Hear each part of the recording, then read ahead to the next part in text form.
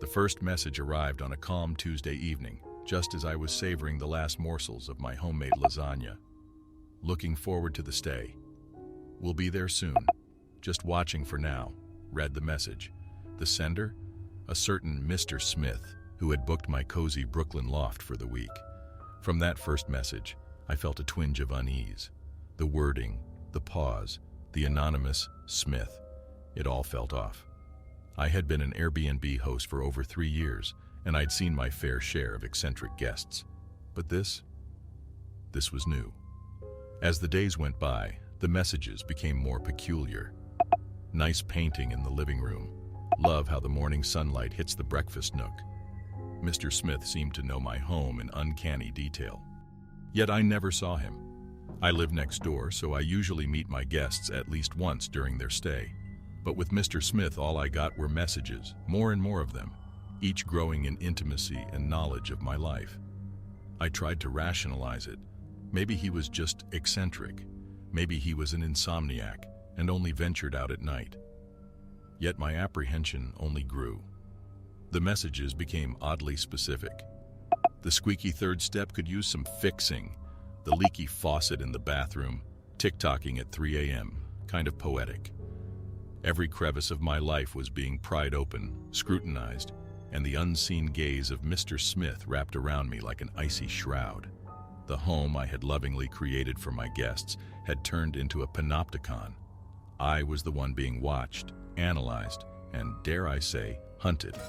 I considered calling the police, but what would I tell them? That a paying guest was sending me descriptive messages about my own property? I could almost hear the dismissive laughter. No, I decided to confront Mr. Smith myself. I waited until midnight, the time when most of his messages came in. Armed with nothing but a defiant resolve, I knocked on the loft's door. It swung open to silence and darkness. No one was there, but my heart dropped as I noticed a small detail.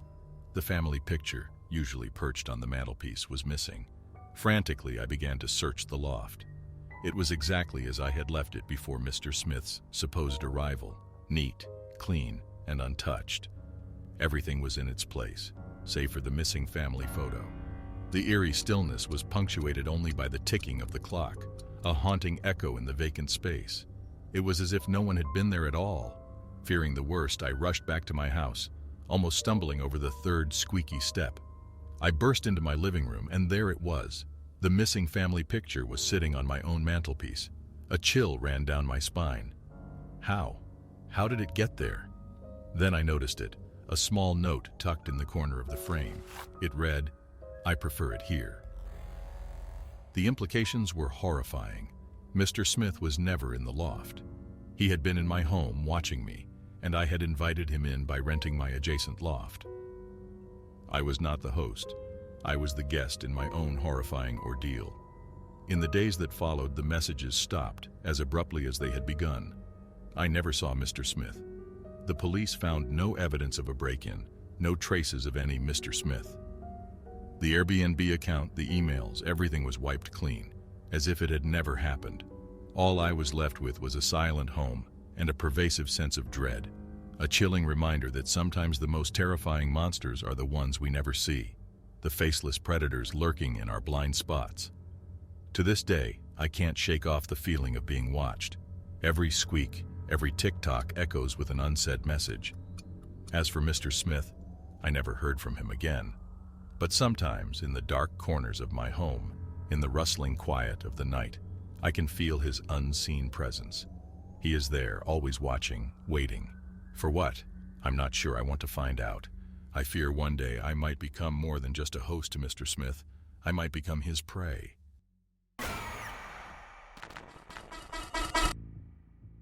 I discovered the hidden cameras on an ordinary Tuesday morning, a day so average that I initially ignored the glimmer of light reflecting off the tiny object lodged behind my collection of ceramic roosters. But when I touched it, the chill of the metal, the smooth surface, it made me recoil in shock. It was a lens, a hidden camera. I owned a quaint 3-bedroom house nestled between towering elms in a forgotten corner of Illinois, a place that made a postcard-worthy image. After my kids left for college, the emptiness echoed in my heart. Airbnb became a way to fill it, providing me with both company and extra income. The guests, mostly weekend vacationers, nature lovers escaping from the concrete jungle of Chicago. The latest visitor was a man named Richard, mid-50s, graying hair, soft-spoken, with a fascinating collection of old-timey wristwatches, nothing out of the ordinary. Until now. The discovery led to an uncomfortable realization. Richard, the quiet, watch-collecting gentleman, was spying on me.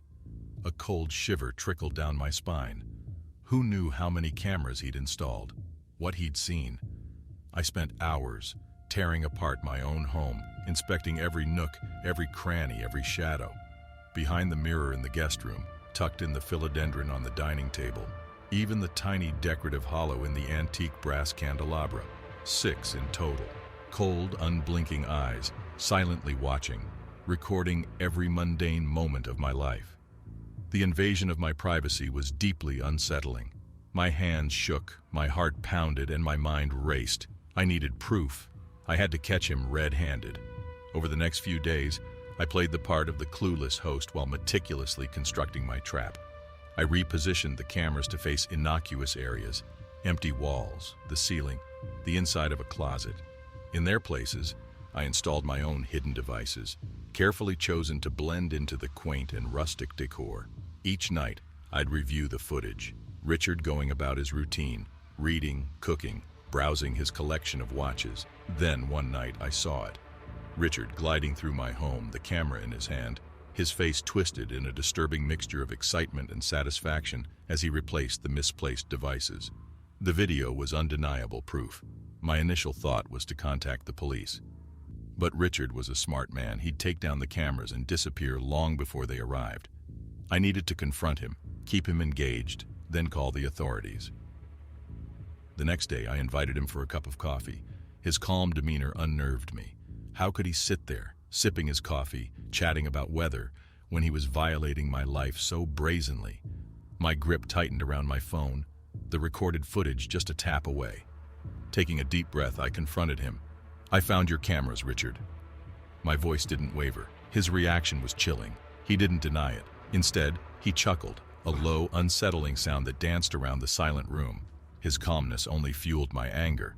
With trembling hands, I dialed 911. In the tense moments that followed, his expression didn't change. No fear, no guilt, just a smirk playing on his lips. When the sirens echoed in the distance, he stood up, straightened his coat, and left a parting message.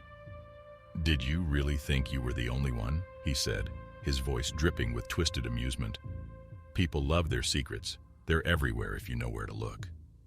He left, walking out the door with the air of someone merely stepping out for a stroll. The police found no trace of him, just a hollow echo of a man who'd never been there. Richard, or whoever he was, disappeared, leaving behind a trail of questions and paranoia. In the days that followed, I took down all the cameras, his and mine, scrubbing away his intrusion. But I could still feel his unseen eyes, their invisible presence twisting my peace into a chilling discomfort. His words kept echoing, "They're everywhere if you know where to look."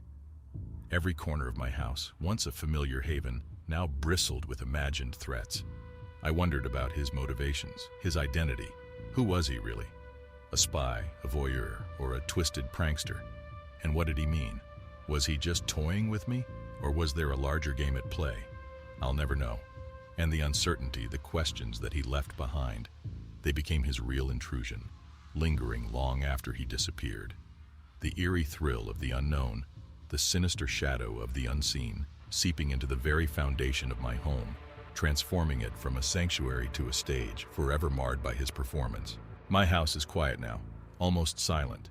The only visitors, echoes of a man who was never really here. The only reminder, the disquiet that he left behind. I continue to host on Airbnb, but I can't shake the feeling that every guest might be the next Richard, the next intruder into my private life. A chilling question lingers with each knock on the door. Who's watching whom?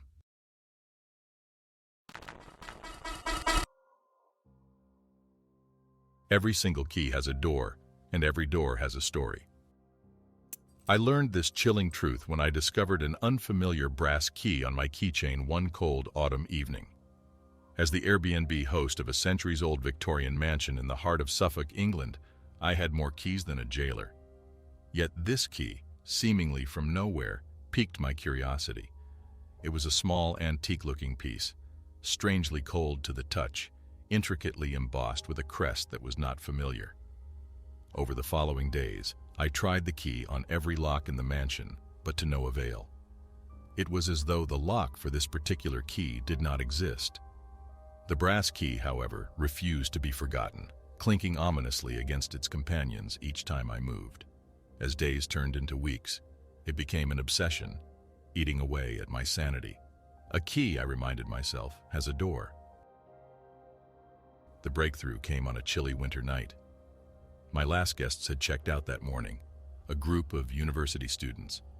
As I made my rounds, I found a curious detail in one of the upstairs rooms. The wallpaper, slightly ripped at the corner, revealed a sliver of what seemed to be a hidden door. An eerie shiver ran down my spine as I pulled back more wallpaper to uncover a full-sized oak door. The lock glimmered in the half-light, a perfect match for the brass key.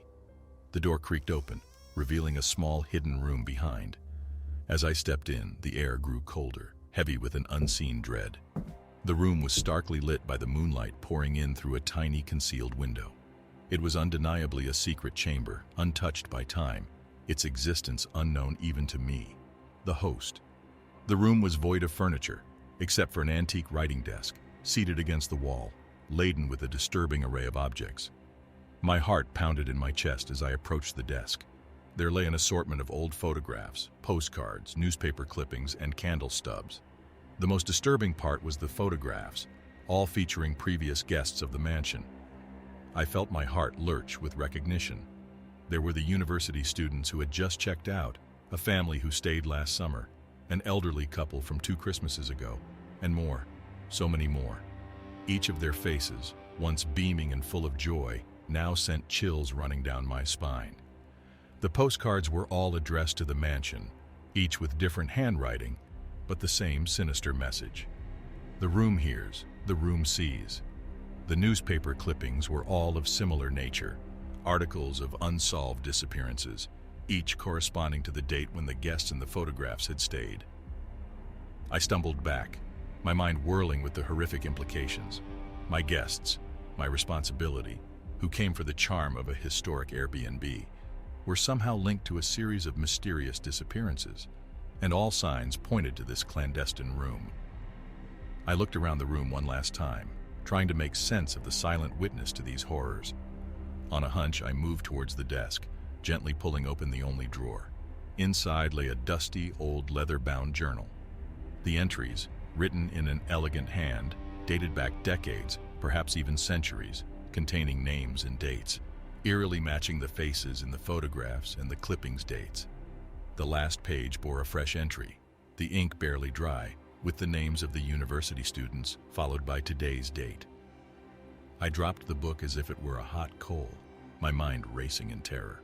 A sick feeling filled my stomach as the truth dawned on me. This was no ordinary Airbnb. This was a trap, a sinister design, far older and darker than anything I could ever have imagined. Each guest in my home, now just a faded photograph and a name in a dark ledger, had walked into a web spun by forces unseen and unknown. As I stumbled out of the room, I felt an invisible force pulling me back. The room seemed to breathe, pulsating with an unnatural energy. I slammed the door shut, pressing my back against it as if to keep the horror within locked away. With shaking hands, I plastered the wallpaper back onto the hidden door, erasing its existence once more. I retired to my quarters, the disturbing finds replaying in my mind. The house was silent as a tomb, the creaking floorboards echoing my pounding heart. Today the mansion stands silent and empty, a haunting reminder of the secrets it holds. The brass key, now hidden away, serves as a chilling reminder of the hidden room and its disturbing contents. I dare not invite guests anymore, fearful of the unseen force that resides within the mansion's ancient walls. Every night as I lay down to sleep, I can still hear the whispers from the hidden room, echoing the sinister promise. The room hears, the room sees. Every key has a door, every door a story, and some stories, they are better left untold.